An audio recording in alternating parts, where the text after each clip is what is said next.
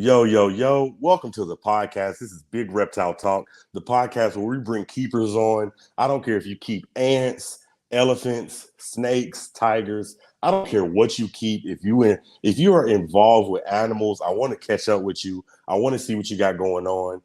Before we start, just much love to the people that are showing up in the chat. Guapame Serbo, I see you. Morbid Statistic Balls, I love to see you. Morbid said, I like to pick his brain about this rescue blood python I got. Okay. Jay Hendo, going to be a great show. I agree, because the guest that we got is insane, man. Just one of the most down-to-earth, humble guys. I'm so excited to be able to chat with him again. Bosa Balls, man. That's my brother right there. Y'all go give Bosa Balls some love. Cat Eyes, hello, Derek and Brian. Cat Eyes, I see you. Kira Shay, much love. I love that you're here. Thank you so much for showing up. Ryan's Exotics, hey. Royally Morphidelic, Greg, what's going on? A lot of newcomers in the chat coming in. Before we start the podcast, you know what we got to do. We got to pay those bills. This show is sponsored by Mile High Mutations. Y'all make sure y'all give him a follow. Check out his Morph Market. He's producing amazing snakes. I appreciate you for sponsoring the channel. Shout out to my brother Eugene over at Morph Ambitions. Amazing animals, and not just that, he produces mulch too. So go give him some love. Shout out to my guy Paul from Large Marge Morris. I appreciate you for supporting the channel. Man, we got to go to Canada for this one. Heavy hitter out in Canada. MKL Exotics is producing some of the most amazing hog nose snakes I've seen. I love hog noses. They're rear fang venomous. I would love to get one. Maybe I'll try and talk my wife into letting me get one. Shout out to Fries Critters, man, just supporting the channel. I love you, brother. You and your wife, you're amazing. You support me and I support you, man. I appreciate it. Shout out to Mad River Servants and Rattery, producing just amazing snakes. I go check out his Morph Market. Now, I got to stop right here. Moreno 8, you already know ball pythons. You already know morphs, man. Anybody will tell you. I'm pretty basic. When it comes to snakes, my favorite is the Xanthic morph and the pastel, and he produces some amazing Xanthic snakes, so go give him some love. Shout out to my brother Matt Yates, man. Thank you for supporting the channel. I appreciate you, brother. Ball Enhanced Pythons, thank you for supporting us, man. I love you, brother. King's Reptiles, husband and wife duo, just doing amazing stuff. Y'all check them out. And last but not least, Low Life Exotics. Thank you for showing up and showing out for the channel, man. I appreciate you. Everybody that's coming in. Shout out to Jose, man. Long time no see, brother. When we come back, man, it's going to be an amazing episode. We're going to have Brian Kusko, man. Just so don't go anywhere, man. It's going to be an amazing episode. So don't go anywhere. Whoa. Big reptile talk. Yeah, we working and talking about service. Big reptile talk.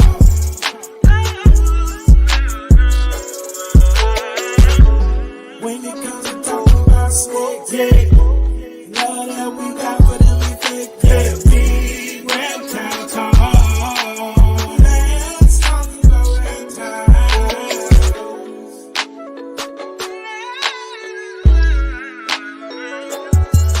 Yeah, big reptile talk. Let's talk about reptiles.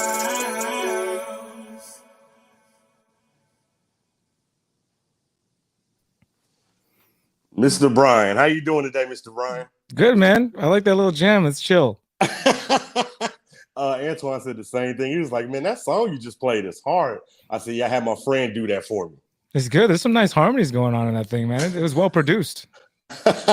Yeah, trying to add a little flavor to the channel. Now, I appreciate you being here. Before we start the podcast, I do want to take, 30 seconds. And let's just take, 30 seconds and be silent for Brian Barczyk. And then after that 30 seconds, I want you to tell me what Brian Barczyk means to you. So let's go 30 seconds.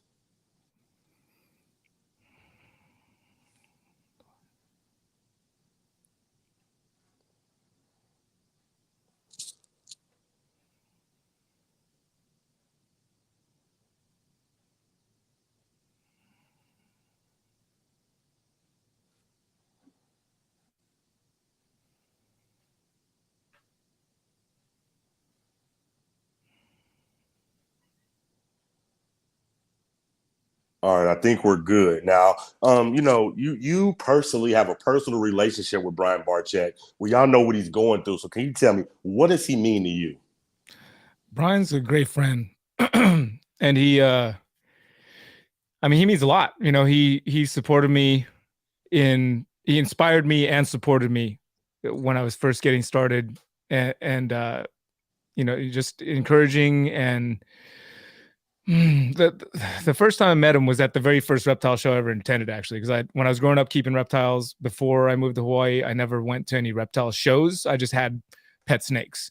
And so when I decided to get back into reptiles, once we moved back to the mainland and could do it, I decided to go attend a show. I picked up one of my first ball pythons at the Reptile Super Show down there in Southern California. It was the Pomona show.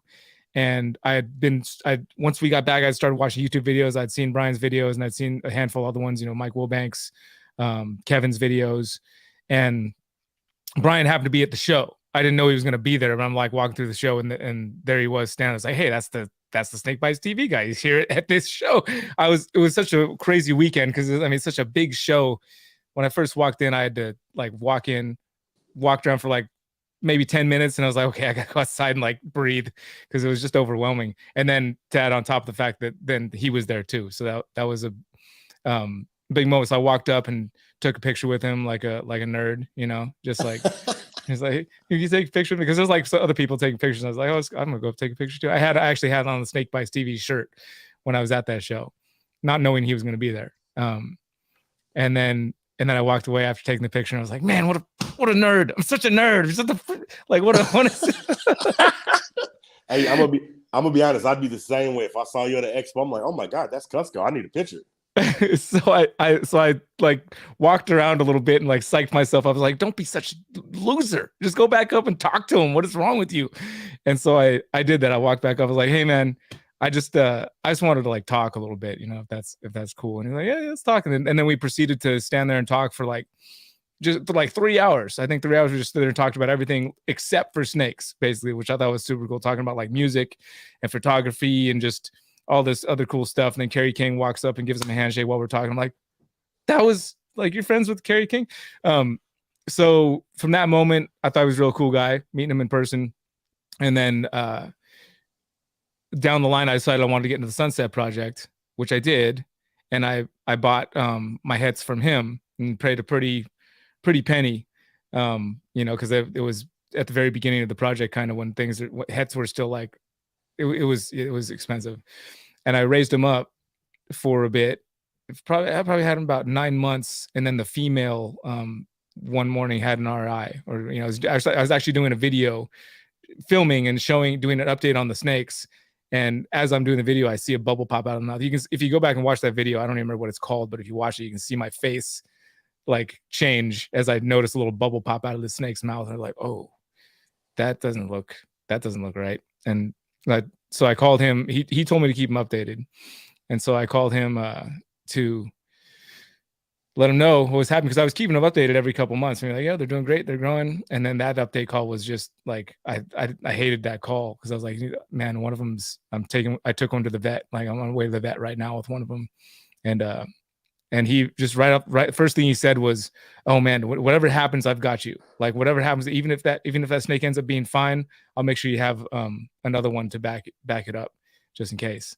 And I mean, my heart just like lifted and sank, and I cried. I was so embarrassed, because I actually cried on the phone with him when he told me that, because it was huge. It was a lot of money for me at the time. I basically put everything I had into these projects, and it was just huge to hear him just say that whatever happens, I'll make sure you're taken care of. And he was a man of his word. Unfortunately, that snake didn't make it, but he was a man of his word, and made sure that I was still on the project without having to spend another dime.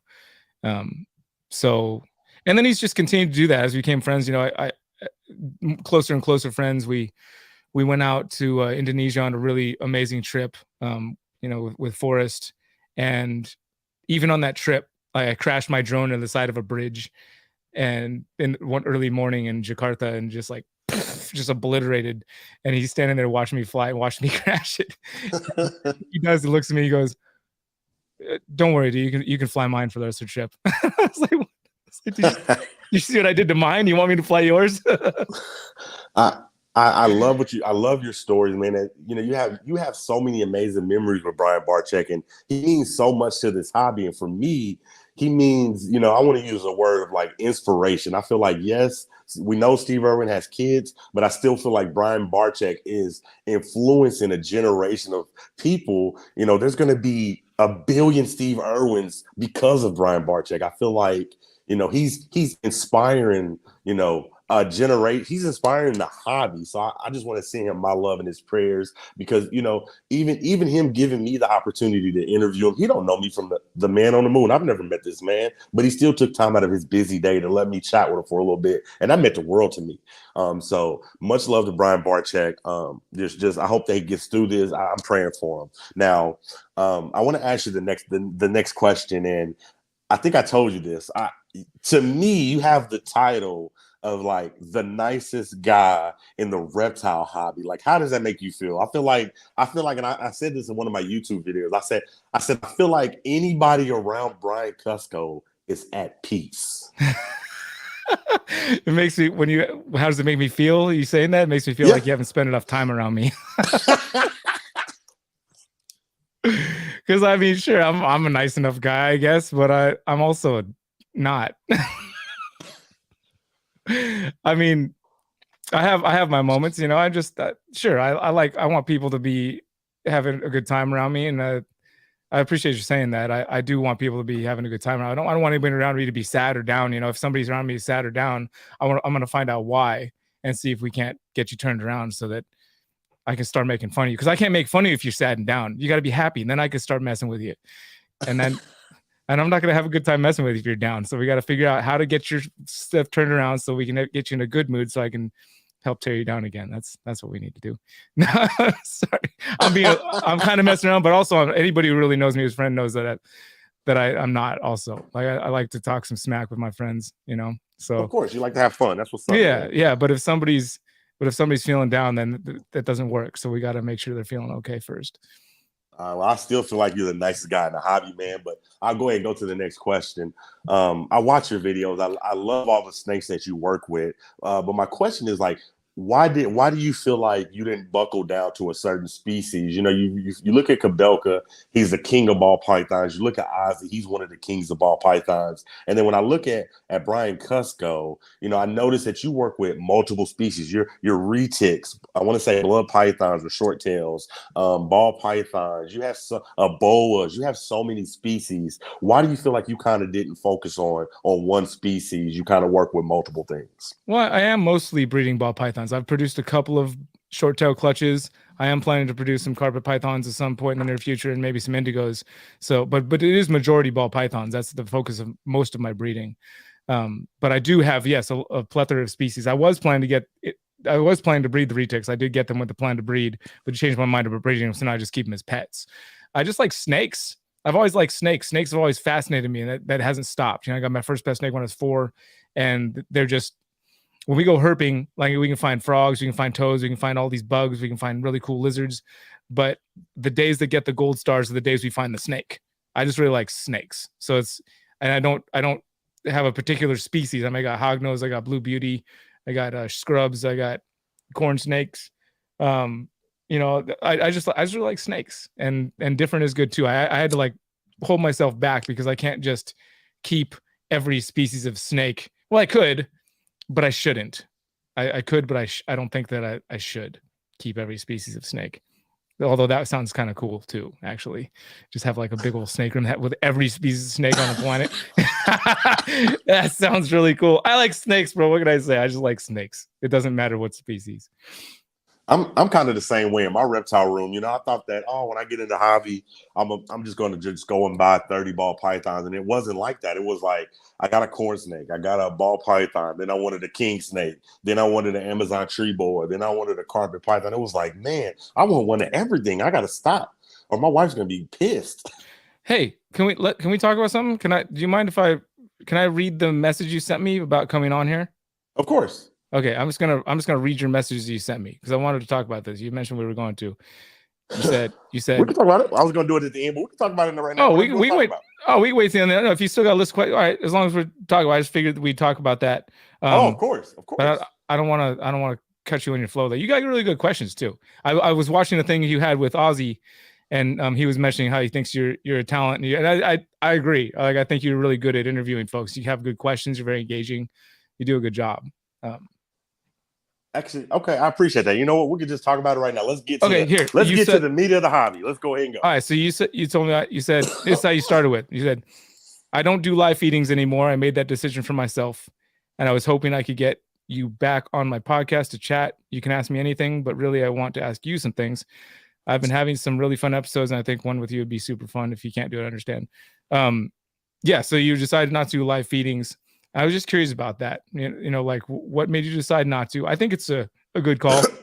And let me preface this with, before you answer, let me say, I used to feed only live when I was a kid. I used to take my snake to science class, and we'd feed it a live rodent in front of the entire class, and it was like for science and whatever it is. But at the same time, it's a different time now where, I mean, I would never like judge you or harp on you and be like, you shouldn't, with the exception of like where USARK's at, you know, where my feelings are at on it, or knowing what Phil does with the USARK and some of the things he's mentioned as far as like different senators and stuff pulling stuff up on their phones just to like make a case for why some of these reptile things should be banned, which is something I meant to say right at the beginning. Right as we were starting, I got an alert from USARK, and it was for the Oregon House bill that's going up. There was an update just today, just now. There, you know, as anybody that pays attention to what the USARK is doing, there's constantly bills coming out, and this one in Oregon is trying to ban certain species from being part of educational programs, basically. So there's a link there. If you're not paying attention to USARK, you should be, because there are people, there are organizations that are constantly trying to sling legislation to hinder the reptile hobby and even educational programs for kids, which is what this one is. And you can register so that you can give testimony at these hearings and help keep that from happening. Anyways, that's that. So why did you decide you were going to stop feeding live? Okay, I'll tell you. So, and I want to make this disclaimer. It's not to piss anyone off. This was the past. It's happened in the past. So I think to answer that question, I got to start at the beginning. So when I started on YouTube, and I'll make this fast because I know you're very busy. When I got into YouTube, I had three main goals. My three main goals were monetization, a creator plaque, and just to have fun. And I experimented with everything. I was trying to do everything. My goal was, my wife will tell you, I have a one-track mind. When I see something, I focus on it, and I got to get it by any means. So I was doing everything. I was trying to make educational content videos. It wasn't for me. It was flopping. I was doing sub for sub, which is bad for your channel. I was trying to invest in trying to figure out how to buy followers, which is bad for your channel. I was doing everything I possibly could to grow my channel. And then I came across live feedings. And I'll show you something. And this is the same thing that I show Antoine. When you make an educational video, and I think that any content creator can attest to this. You can edit a video. You could put your blood, sweat, and tears into this video. And when you make it and you put it out, it gets 1,000 views. As a content creator, it breaks your heart. So when I made my first live feeding video, I noticed, like, damn, this got 5,000 views. I made another one. Damn, this got 20,000 views. Damn, this got 40,000 views. And I became addicted to the views. And Brian, when I tell you, I saved these screenshots to show you because I showed them to Antoine. The algorithm clicked, and I want you to see these. That first live feeding, read how many views it got. It's a lot. 9 million views. Yeah. Read the next one after that. 1 million. 1 million. 900,000. 900,000. 900,000. And I'll show you the next one. 800,000. 700,000. 600,000.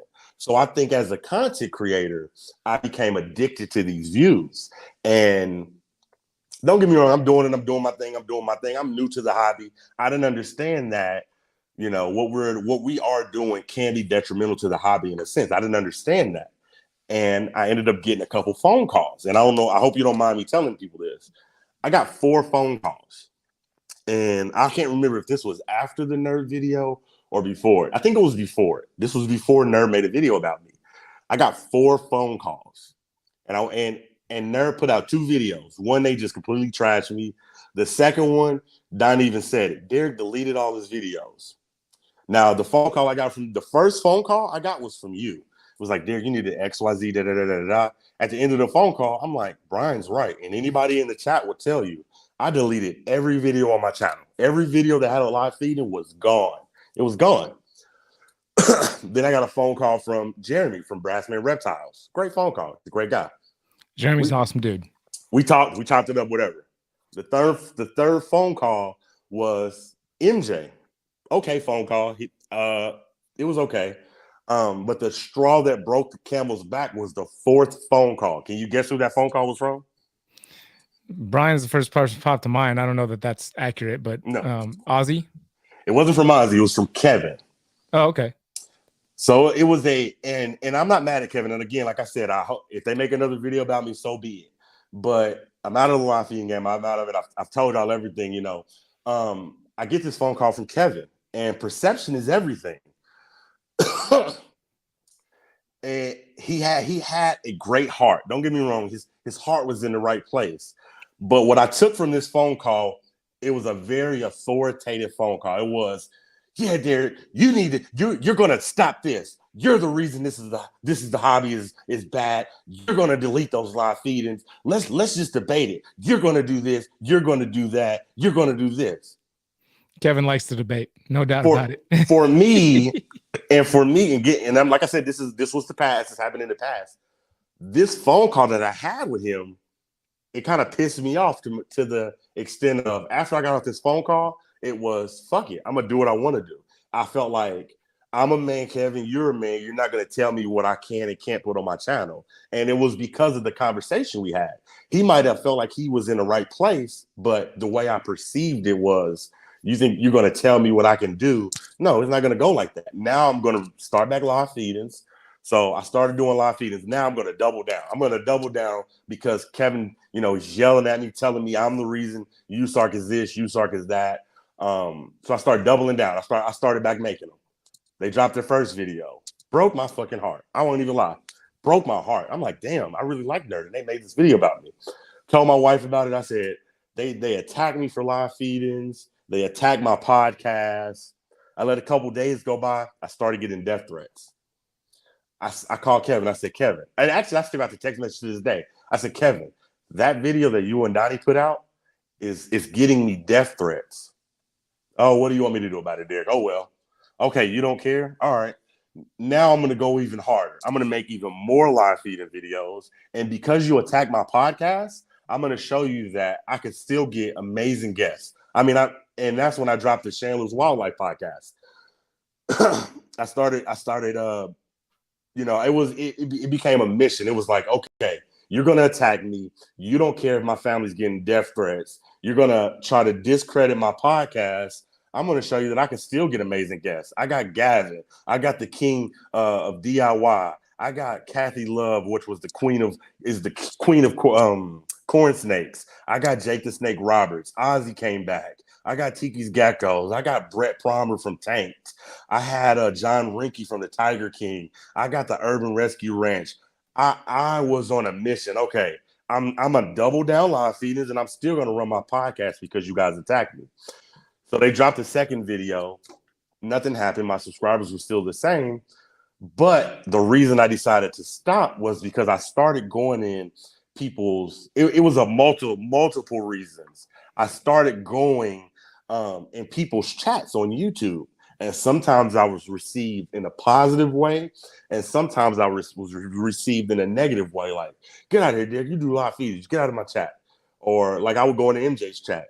I was received in a negative way. Well, he hit me up the other day and was like, you don't do live feedings no more. You apologize, whatever. Great job. I'm proud of you.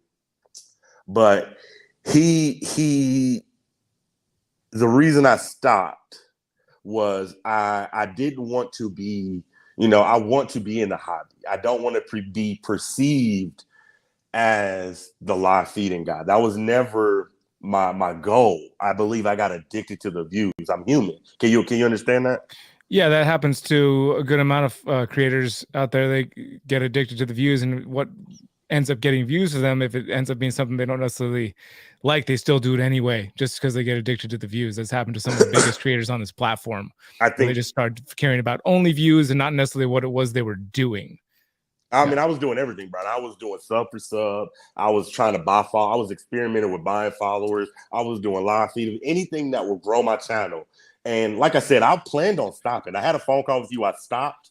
And then when Nerd attacked me, it was like I wanted to double down to make a point. It all sounds like an unhealthy situation. What was it? So why did you decide that you were going to be done? Because like I said, I want to be a part of this hobby. I want to be able to call Brian for my podcast. And like I said, I'll never shit or criticize people that do live feedings, but I don't want to do them anymore because I want to be able to call Brian Kusko and he feel like, okay, I can still go on Derek's podcast and my image won't be damaged. Or I want to still be able to call, Always Evolving Pythons or Tiki's Geckos, or one day again to get Brian Barczyk, and they feel like they could come to my podcast and their image won't be damaged, if that makes sense. And it's I don't want to be damaging to the hobby, if that makes sense. That's a great way to be. Not wanting to be damaging to the hobby. I'm fully on board with that, man.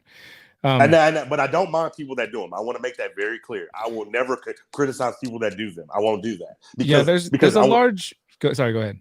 Because I want you to understand. I feel like it's hypocritical to criticize people that do live feedings because there's so much stuff that's sensationalized by content creators that we don't talk about. And I won't call anybody out, but there's a guy right now on Instagram, 500,000 followers. Every video he does, he gets bit by a snake. Yeah, he has a anaconda video right now. It has 100 million views, 1.5 million likes. It's like I could shit on a live feedings, but am I going to shit on these people that make Vite videos? Am I going to shit on these people that keep their animals in tubs instead of enclosures? I feel like there's so much that, when you go down that road of, oh, I'm going to be the crusader of let me attack these people that are doing live feedings. Whether you need to be attacking free handlers, you need to be attacking people that have overweight snakes, you need to be attacking everybody that's doing sensationalized shit, and it doesn't happen. Yeah, I'm definitely not on the on team attack. That's for sure. Right? I just don't. There's so many things that people can find to. And here's the thing: everybody's got a problem with something. Everybody has something that somebody else doesn't like. Not only that, not just that somebody doesn't like. Everybody's got something about them that falls short of greatness or glory. Everybody. There's not a single person out there, with maybe the exception of Jesus Christ, that is not perfect. That is perfect. Everybody else falls short. Every single other person on this earth falls short. And so it bugs me when people like look at what somebody's falling short at and use that as a way to like, I'm better than you. And maybe I don't even want to associate with you. And anybody that associates with you because you fall short in this area, I don't want to be, we're going to try and make sure that you don't even exist like on any kind of platform or any kind of place. And that's sickened me from the beginning, no matter what it is, really. There might be a couple of exceptions where I've got strong feelings when it comes to like actually hurting somebody, but as far as like opinions or I don't know, it's a wild world out there, man. And for me, Brian, it's a slippery slope. Like I said, I would never criticize anybody that's doing it. I got out of it because, for one, I think that YouTube is going to eventually go a different way anyway. Second, I don't want to give people ammunition and say, look at Derek, he's damaging the hobby. And I want to be able to call my favorite content creators and they still come to my podcast and say, okay, well, my brand won't be tarnished if I go when I sit down with Derek. I think that a lot of folks that want people to do things differently, there's nothing wrong with wanting somebody to do better at all. Especially if they're part of a group, like a hobby like we have, and they want it to be a good image and everybody in it to be representing the hobby well. There's nothing wrong with that, but there's ways to encourage folks to do it without like your example is perfect, or your story is perfect for how it went down. Like you were about to stop because we were encouraging you, like, please, like it'll be good. But then you turn it into attack mode, and then you don't inspire people to do the things that you think are good by attacking them and telling them that and it just doesn't work. You're a perfect example. It didn't. Brian, I want to make it perfectly clear. They'll probably drop another video about me, but I want to make this perfectly clear. I have no ill feelings towards Donnie. I have no ill feelings towards Kevin. But it's when for instance, like I said, and Donnie even said in the second video, Derek deleted his videos, and he was like, "It's because of sponsors." Had nothing to do with sponsors. I have amazing sponsors still to this day. What it was the phone call with you. When I got off the phone call with you, I felt at ease. I was like, Brian's right. I want to do this. By the time I had that fourth phone call, I think I kind of, and I'll be honest with you, and I'm going to say it, I don't care, it's my podcast. I was on the defensive with Kevin from the get-go because it was like, you're attacking me, you're yelling at me, but I'm not yelling at you. I'm not telling you that you can't put what you want on your channel. You no offense, and this is for anybody. I get Kevin has amazing knowledge. Nobody can take that away from him. But I watch you cut snakes open up. I watch you cut snakes open up. I watch you literally just open them up on your channel. And I don't criticize you for it. You don't have a vet license. I've never criticized you once. That's your prerogative to put which I'm a firm believer that it's your prerogative to put what you want on your YouTube channel. But if you're going to do that, you open yourself up to certain criticism, and it's just criticism that I don't want right now. I could see how a conversation with Kevin. I mean, he's so animated, he gets super excited and just goes. It could be taken the wrong way. I think it is taken the wrong way a lot of times by folks because he's just so he's got so much energy, when he goes on shows, he's got to play guitar to calm himself down. And I think that the phone call I had with him, I just perceived it wrong. I feel like his heart was in the right place. Yeah, Kevin's heart is 100% in the right place. Yeah, I feel like his heart was in the right place, but I just took the phone call wrong, and it made me restart what I was doing. Yeah. And after I was doing it for a while, I was like, okay, this right now, these live feedings could affect what I got going on. I don't want to do that. I don't want that. I don't want that right now. I don't want that. You know what I mean? That's good, man. Whatever take that. Yeah. Anything to help. Brian, you made me talk about that. I'm probably going to wake up to 6 nerd attack videos. Thank you. Thanks a lot, Brian. Sorry. You said it in your thing, I think. That was your first message to me. I didn't ask to do it. You said, I want you to. Or wait, I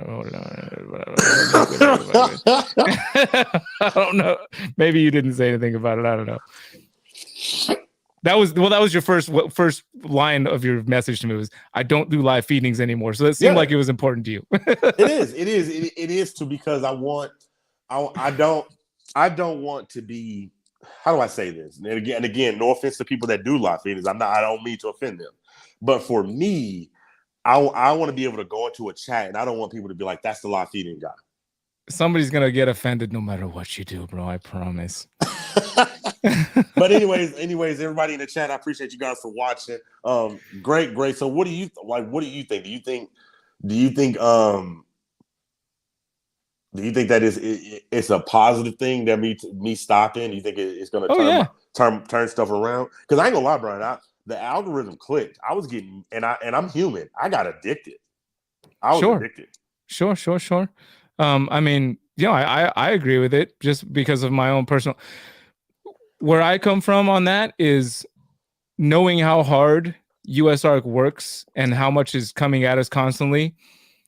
Anything we can do to make their job easier, and I hope that if there's something that I do that Phil would let me know. I'm pretty good friends with Phil. We get to hang out. He helped me film my last video that went out last weekend.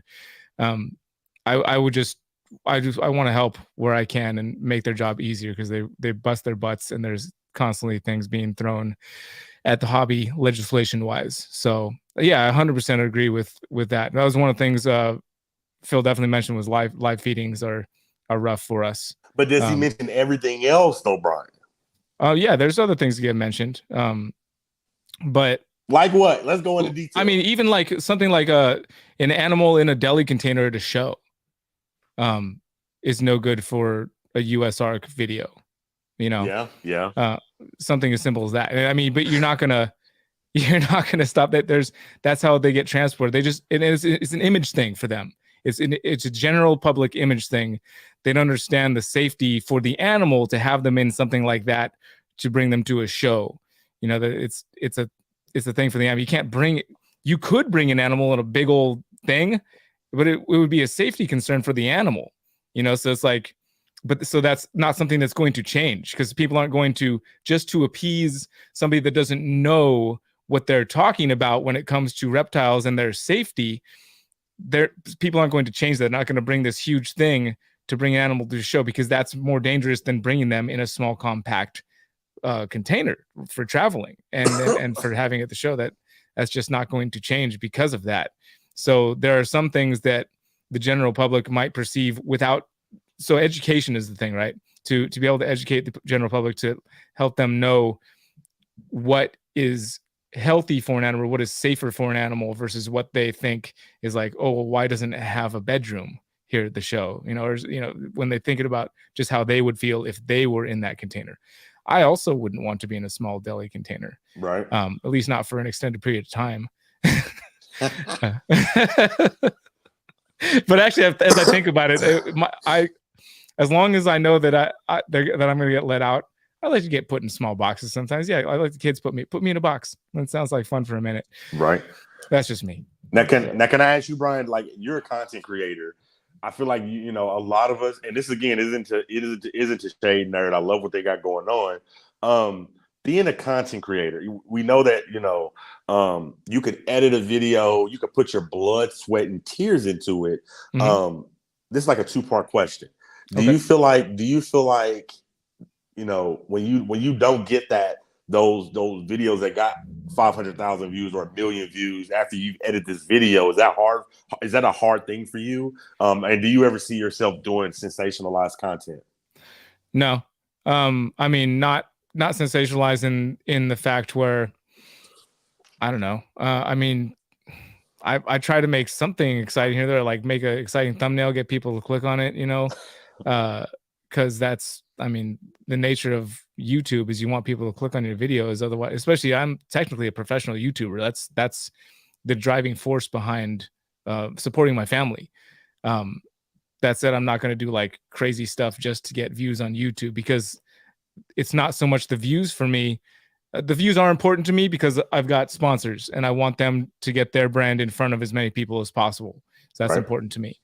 But also, my brand is important, my own personal brand, which is not doing like just anything just to get views.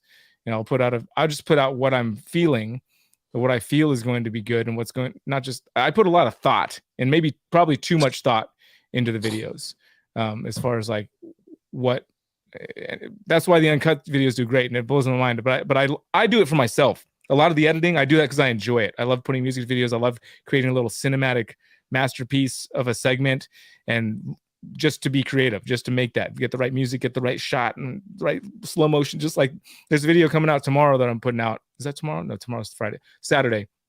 There's just a couple shots in there. Nobody probably cares at all about these little crispy shots that I've got tuned to the music in a certain way, but I love it. I like edited it and I watch it back and I'm like, yes, that's something. I love what I just created there. It doesn't matter if anybody else likes it or not. If it doesn't matter if nobody else sees it, and I just like what I created. And I know that even if one person sees it and appreciates it, I'm like, yes, they're gonna. That's what I get. I get really excited when one person in the comments says something that I'm like thinking, I wonder if somebody's gonna notice that. And if one person notices that one thing where I'm like, I wonder if anyone's gonna notice that, that makes my day. I'm like, I'm so glad. I'll tell them that. Like, I'm so glad you noticed. I was hoping somebody would say something about that, and that's all it takes for me to get me excited and happy about what happens with my video.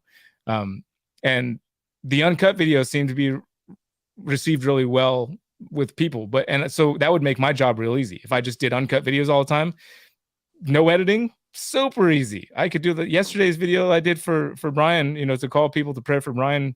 That uncut video, I mean, because it has Brian in it, blew up a bit more. But a lot of those videos do, like those uncut videos, just running around the reptile show, just hitting record, whatever happens, run around with Dave or just checking out the show, and then end. No editing at all, just upload. And they do great. But I don't just want to do uncut videos because I really love the process of editing a video and creating something that makes me happy. Right. So yeah, does that answer your question? I love that. I love that answer. Now, I gotta ask you this, man. You know, you're thank you, Guapa, man. I appreciate that. You're very, you know, this is amazing. I want to be more religious. You're a very religious man. No, nope. I'm not. What? I don't like religion. Yes, you do. No, I don't. I don't like religion. I'm not religious. I don't like religion. I promise. That's on. I'm not being a smartass. Like I don't like religion. I really don't. Okay. Well, let me reword this. Well, let's talk about religion. Okay. I feel like if talking about paradise, what's up, heads and tails?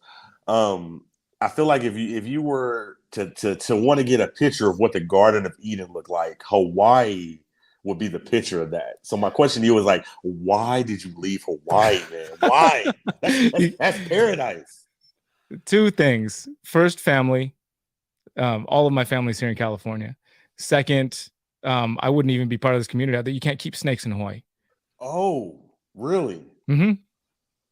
Not at I all. would have left. I would never be able to live there. Yeah, no, not if you wanted to keep snakes. I would have left too. You could probably go to prison for keeping snakes in Hawaii. I don't know. I'm not sure how serious it is, but it's pretty serious. I didn't know that. That's insane. You want to have Hawaii and snakes? You gotta go to Florida. Florida is like the closest thing to Hawaii where you can keep snakes. I lived there for 10, 12 years, something like that. That's too long. Not to be able to have snakes, that's too long. I was playing in a band. I was doing all kinds of Hawaii stuff. I was all right. I love it, man. Now, currently, man, what are you working on project wise? Like, what are some of the stuff you're doing right now? Oh, I thought we were going to talk about religion. You just talked about Hawaii. No, I said that you were a religious man, and you said, no, I'm not. I'm not. Okay. All right. And then I said, well, let's just talk about Hawaii. Okay. And I said, it's the perfect picture of Eden. We had a place actually that we would call the Garden of Eden. That was right there on Oahu. And you'd had to hike into this spot. And I think it was technically somebody's backyard, although because it was like well manicured and this beautiful waterfall. And there's like fresh sprouted coconuts, which if you never had a sprouted coconut, if you guys have never had a sprouted coconut, it's something to experience before you die. I would say is a sprouted coconut. It's not something you could buy at a store. It's something you have to find where coconuts grow. Anybody in the chat, I would love to know if anybody in the chat has had a sprouted coconut, because they will know if they have, and they will be able to say, yes, I have. I'd be impressed if not impressed, but like it's something to have. Brian, now I want a sprouted coconut. Thanks a lot. It's different. It's like the coconut turns into cotton candy. It's like coconut cotton candy. My boss said, how do you open one? How do you open it? I used to just use a rock, but I used to open a coconut every morning in Hawaii for breakfast. That was my morning. I'd do some like yoga, go swim, and I'd find a coconut. And that's how I started every morning. But yeah, I just use a rock. It took a little while. I smash open a soft spot and then like start peeling it, use my feet too, and like look like a monkey probably just. Right. I love that. Now, I put a YouTube video out, it was about all the top content creators, putting on a charity USART wrestling match. I got to get your take on who you think will win. Let's go. So, I saw you post something about that. let me get your opinion on these. So, who do you think will win between Barczyk and Brewer? Ooh. I'm sorry, Brian, but I've felt both of these guys. So Brian's a pretty solid dude. But Jay's more solid. Like if you're talking about wrestling, Jay lifts way more heavier, fatter snakes way more often. I've felt Jay. I felt both of them. Jay's solid as a rock, dude. That's a strong dude right there. He looks like he's got a little weight that he's carrying. Yeah, like a little cheeseburger. But he's strong, dude. He's one of those guys that just got like that natural tensile strength. He's got it. I promise. Okay. So we're giving the first one to Brewer. Okay. Kevin versus Dave. Give me your honest opinion. Oh, that's a good one. You know why? Because Dave's pretty strong too, and he's big, and he's like long and lanky, longer and lankier than Kevin. But Kevin does jujitsu, so he might just have some experience level above Dave. Where Dave might have a little more brute strength, like Kevin actually studies jujitsu. So I'm gonna have to give that one to Kevin. Okay, I would give it to Dave because, like I said, Dave scares me. I feel like I've never seen this man in real life, but I feel like he's 15 feet tall. He's a big dude. He's a big Sasquatch of a dude. He's a tall man, and he's definitely like I've messed with him a little bit, and he's pretty sturdy. But but I don't know. There's something about if you know what you're doing, that doesn't matter. You know, if you just get on somebody's back and choke them out, doesn't. If you know what you're doing, then that's yeah. That's true. Like I said in my video, I feel like Dave is so, Kaufman is so scary. I feel like if he was in Africa and a rhino charged him, I think he would just stand there and not move. I think he could scare a rhino. Dave is so goofy that I don't really think about him like that, all the time I've spent with him. But he is a pretty, now that you're bringing it up, he does have some formidable attributes. Like when I think about it, like how he just kind of stands his ground on certain things, and even in places, like he's a pretty confident guy. When we go out to like restaurants and stuff, he just I love Dave, dude. I love all the people you've talked about so far, honestly. So I've seen them all in very good lights. Yeah, I'm kind of a softie like that. I like to find good in people. So right now, Clint versus Wicked Reptiles. Adam. Oh, dude. Adam is small, but he also is like a professional weightlifter for a moment. Like he did like competitions with bodybuilding stuff. And Clint's pretty skinny and not nearly as strong. I see Adam taking him out of the legs, and that's what it would be. Yeah, Adam just take out his legs and shout out to Clint and the Wicked Reptiles, man. Just two amazing content creators. Those guys do very good jobs, and they're both really cool dudes, man. Very different ways. Clint is they're both hilarious. Adam's a stand-up comedian as well, but Clint is quick. Clint is quick, dude. He pulls out some like just hitters when we're hanging out, just like boom, he's quick. Just like the one-liner, just destroy people. It's hilarious. Now, between this Snake Discovery versus Lori Barczyk. Oh, dude. Lori could take both of them on at once. I promise. I agree. She scares me. Like, I love Lori. Lori's tough. But I said in the video, like, it's like, have you ever seen Brian tell his wife he got a new snake, and the face she gives, it scares me. Well, she's not just mentally, so she's physically strong too. So I believe it. Now, last one. You versus Garrett. We've already done that. It's not even I'm not gonna talk about myself in that way against Garrett. I don't need to talk. We've done it. He tried to take me out of my wife's grandma's house at the pool. He tried to sneak up on me, like with my back turned, and he got a pleasant surprise. I love it, man. I love it. Now, I still, like I said, because this is a reptile show, I still want, like, currently, what are some of the projects you're working on? I know you don't breed a lot, but what are you doing right now? Breeding wise.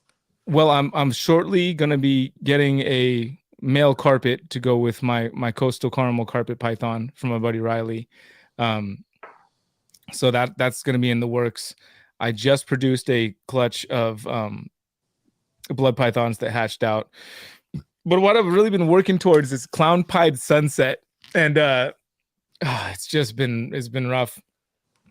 But that's my most exciting thing to be going for, is a clown pied sunset. I really want to do that, and hopefully at some point I actually produce some triple hets. I'm really excited about the clown pied sunset project, and it'd be even more exciting if I got past attempting to pair the snakes to make the triple hets. Now, what I was really impressed with, I watched that video where your blood pythons were. I love that, you didn't. What I was impressed was you didn't use an incubator. You just let the snake do all the work, and they literally were hatching right there in the enclosure. And you were so excited. You're like, oh my! I just love that, man. How did that feel seeing those baby bloods coming out of the eggs? Oh, it's super cool, man. And baby bloods have such cute little attitudes. I mean, they're so defensive and strike happy when they're fresh out of the egg like that. Like Yeah, if you watch that video, the one little runty one was just like throwing, and they throw their whole body into it. When they're adults, they do that too. But even as babies, it's cuter because they're just like, one of my very first videos, actually, my very first Triple B TV videos had my first Sangria, the mom of that clutch. She's just sitting on a little plywood platform in my uncle's backyard, and I got a slow-mo shot of her with a GoPro striking, and her whole body just, whoo, flings. Blood pythons are incredible. I love watching them hatch out with mom. It's been really fun, a really fun experience to let moms keep the clutch. I'm actually going to do that with every clutch that gets laid this year. I'm going to leave them with mom. So just kind of getting away from the incubators. I have one egg in the incubator right now because the last mom that laid rolled one out, and I tried to put it back in her coils even. And I came the next morning and she had rolled that out again. But there's a good embryo in there, and it's a solid looking egg. So I just put it in the incubator and let it go in there. So yeah, with the exception of eggs that get rolled out, I would have loved to not turn on the incubator because then I'm saving a little bit of power. Some electric bills around here get a little nuts sometimes. Probably there too. But yeah, no, leaving them with mom it's just very rewarding to see the eggs hatch while just coming out of mom's coils, and I'm sure I imagine that it's a pretty decent experience for a mom snake to have the experience, and instead of having her eggs taken away, just like get to witness her babies hatching, and whatever primal thing that feeds for the snake's psyche. I feel like that's pretty cool for them too. And it's very cool for me as well. I love that, man. That's awesome. That is so awesome. Now, a couple more questions, then I want to get into the hot seat part. When it comes to retics, retics are big. They scare me. They just the weight and how big they get. My question to you is, do you ever feel like you have trouble handling them? And if you do, like, what do you have, like a safety plan in place? What's some of the things you do to keep yourself safe? Well, there's always people home when I'm working with them. And there's cameras in here for people to monitor. And then also, like, I can be heard from here. So if there's an issue, I can just like shout. And so there's always somebody else around. That said, I've been working with these snakes for almost not quite a decade yet, but getting close. And the snakes that I have, I've raised them from babies, and I know their demeanor. I know, and even if I didn't, like, they've been hand raised to the point they're not like your average retic, I don't think, especially Halo and Betsy Ross, which are the two biggest. They just are so docile. They're so docile. Like, there's nothing for me to worry about on that end with these snakes. Even if there's rodents in the room, I've gotten to a point where there can be rodents been thrown in the room all night, and I can put my hand in front of these snakes and they know it's my hand, and they're not worried about that. And feeding responsibility is the only issue because they're definitely not defensive striking. Only one of these snakes is defensive struck once when she was a little baby and she crawled underneath the couch and I let her sit there for an hour. And then when I first got up to go move towards her, she struck. That was Halo. And that was the only time she ever struck in anybody defensively. So they are big. They're heavy. Moving them is, but I'm also pretty strong. I'm doing deadlifts and stuff. I'm doing CrossFit right now. Like, I'm stronger right now than I'm just as strong right now as I was when I was in my 20s. Like, I've gotten back to that point, been running, been exercising a lot. And so lifting a 100-pound snake is child's play for me right now, which feels great. Honestly, it's like nothing. I love it. Now I want to take a minute. If anybody is watching, please make sure you support USARC for the work, get a membership. They fighting for it. So please just shout out to USARC, man. They there for us. They supporting us. Now I want to get into the hot seat part just to have a little fun. I like fun. So you have an amazing wife. What's the best reptile related gift she's ever got you? Best reptile related gift she's ever got me? Yeah. Nothing. Oh, that's bad. I get myself my reptile gifts. She let me keep my snakes in her closet when I was first started. We had a 10 by 10 walk-in closet. It was half her clothes, half my snakes. And this is a woman that grew up having nightmares of snakes and worms. So that's a gift in itself. Right. Well, for Christmas, tell her this Christmas you want a big chain with a retic on it with diamonds. that says big on the bottom of it. Got to have the retic, and then they got to say big Kusko on it.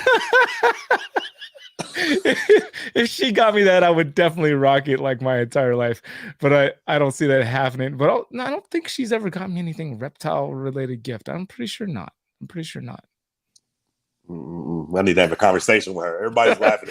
Everybody's laughing in the chat. Next level morphs. Now. Oh, next level morphs. You should have him on, dude. I'm gonna hit him up. I'll hit him up.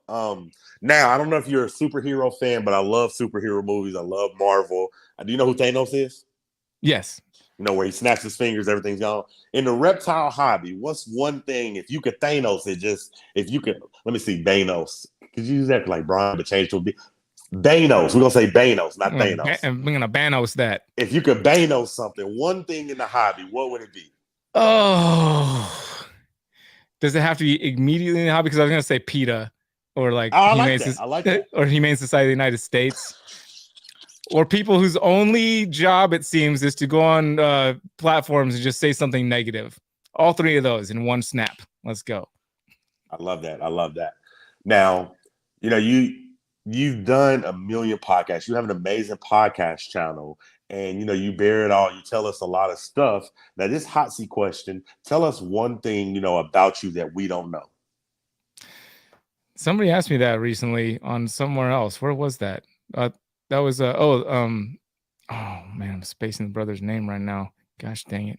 But I don't really have any of that, man. I've pretty much said just about everything on video that was the same reaction I had to his too, because there's, and I think I said this as well on there. There was one thing that I shared when I was sharing my testimony a couple of months back that I had never really said to anywhere, and it was in, you know, a big room of guys, but I'm not going to share that here.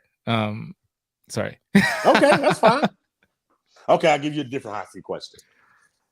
If you watch a lot of these award shows, we all seen the smack that rocked the world. Will Smith smacking Chris Rock. Oh, Chris just had his Netflix special recently, huh? Oh, he went in too. He got Will Smith. That was a good show. Now, let's say you're Will Smith. Okay. I don't slap him. Anybody in the world. Who's your Chris Rock? Oh, I don't have those people anymore, bro. I don't. There's nobody I want to slap like that. I just don't. I love that. That's honest. I'm being honest. There's nobody that I want to slap like that. Somebody might pop up at some point, but there's nobody right now for me like that. There's not. Peace and positivity. I love that. I mean, it's not gonna do anything. It wouldn't. I don't have that. There may be a moment. Don't get me wrong. There might be a moment that comes up at some point where I get that feeling, but I don't have that for anybody right now. Okay, I love that. Now, you know, being in the reptile hobby, can you tell me how do you balance your family life versus your snake life? Well, it helps having the reptile room right downstairs. I can tell you that. That's definitely helps balance it out, because I can be down here working with snakes, and then the kids come down, or I can, you know, take a break at any second and just be upstairs. So that helps, having the reptile room attached to the house and being here. That's probably the biggest thing, because I've considered, like, if I had a spot somewhere else, I was looking at getting maybe an office where I edited somewhere else, especially with the fourth baby coming. And that would be okay, but that would separate it. So just being here with them makes it a lot easier. I can literally take a break at a drop of a dime and go spend some time with them if it's needed, you know, so that's part of it. And then just also letting the Lord lead, like, and just listening to what I'm supposed to be doing. You know, I feel like I'm usually doing it, whether it's working, whether it's helping somebody out, you know, because like the last 2 days I was helping out a neighbor. He had his fascia on his house was rotting, and the last storm blew up the shingles, so I helped him replace the shingles. So I'm able to be flexible and like just kind of go where I'm needed. And I let myself do that rather than feeling like I'm locked down. And that's a gift. That's a gift from God, to be able to just not feel like, oh, I have to do this. I have to be here right now, and just to be flexible and be open to what it is that I'm supposed to be doing, and not think that not get so wrapped in what I think I need to do, versus just be sensitive to where I really need to be when the moments arise. and that includes family. That includes like needing to spend a moment. A kid needs snuggling, or somebody needs to jump on the trampoline at this particular moment, and they're going to be pretty bummed if there's no trampoline jumping in that 10-minute window. Just being flexible. I love that. You're a good guy, man. I love that. Now, you gave us an amazing hour. I'd like to keep them and we got a few more questions, but I'd like to just keep them to about an hour. So down the road, we could get another round 2 with you. Sure. But you're killing it on YouTube, man. Almost 39,000 subscribers. I know you probably don't have one, but realistically, what's your goal sub count? And I say that to say, my goal sub count is 100K. When I get that 100K, I'm gonna be satisfied. I want that creator plaque. Same. I'd love to have a little plaque that says from YouTube that says, "Hey, you worked really hard at this," because I have worked really hard at it. So I'd love to have a plaque to show that. That would be great. That's all I need. I don't need to get to 1 million subscribers or anything. I would just love to have something I'd love to have that little plaque. That sounds great to me too. Yeah. Where are you thinking about putting it at? I don't know. I'll probably put it where nobody can see it. Stupid. I've got like plaques hanging all over the place. Like I got the one for snake discovery for coming in 3rd place on a thing. I've got a reptile report plaque that I got a couple different plaques from different things, and they're never in the backgrounds of any videos or anything. They're literally just like invisible. That one, maybe that would be different with that one, but I've got a feeling if my record with the different plaques and trophies I've got is any telltale sign, I'll probably just get it and be happy I got it, and you'll never see it. Except for when I first get it, like, look, I got it, and then it won't be seen ever again. I think I'll be the same way. Oh, look what I got! Then you probably won't see it other than videos. I've got all these medals from races and stuff that I just hang in the closet. Nobody sees them. I love it, man. Now, speaking of your podcast, you met so many amazing people, and I'll tell you, there's people that I want to meet. Like I would love to meet the Barkers. I would love to meet Greg Graziani. But you've met so many people. Is there anyone that you want to meet that you haven't met yet? I have not met Graziani. He would be cool. I remember watching some of his videos, like with Dave, when I was first getting into the hobby. Not talking about reptile specific people. Yeah, he would be one. I don't know. You're right. I've got to meet a lot of folks. I mean, the Barkers included. Oh, that's awesome. Yeah, one of my favorite moments at the first time I went to the Arlington show, Dave and Tracy were both there, and I stood there and listened to Dave talk for like 3.5 hours and just asked him questions. It was Forrest and I actually, and my buddy Bradley, just standing there just picking his brain, and he was just feeding us information and I had to get back home. I had to catch an earlier flight because everybody got sick home, so I had to like leave the show early. So I was like just waiting there listening to Dave for like so I was like, okay, I really have to go or I'm gonna miss my flight. I'm jealous. But as far as like reptile folks, I don't know if there's anybody that I haven't met. There's nobody's popping to the front of my brain. Okay. Have you ever met Ralph Davis? No, I've not. I like to meet him too. Ooh, his name is completely escaping me, and he sounds like he's a really fun guy. I think he was one of the guys that had like the first piebald ball pythons, and I'm spacing on his name completely because I haven't heard it in forever. And he was supposed to be at a couple places that I've gone, and he was never there, and now I can't even remember his name. Pieball. Damn. I can't remember it either. Well, I want to tell you, this was an amazing hour. Hopefully down the road I could get you back on for another round. Man, I appreciate you just giving me time out of your day because time is something you can't get back. So thank you. Sure, man. Yeah, thanks for having me, dude. You do honestly, you do a great job. You have good questions. And you're very engaging. It's easy to come on because it's enjoyable. I appreciate that. Now, and please, nerd, do not send out more videos. I'm probably gonna wake up to 6 more tag videos, but I love you, Kevin. No ill will towards you or Donnie, man. Much love.